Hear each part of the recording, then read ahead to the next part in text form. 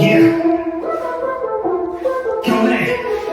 Dr. Co-living, the city calls him blessed. Building homes for heroes, putting lives to the test. He buys the broken buildings with a vision so grand, turning vacant spaces to a helping hand.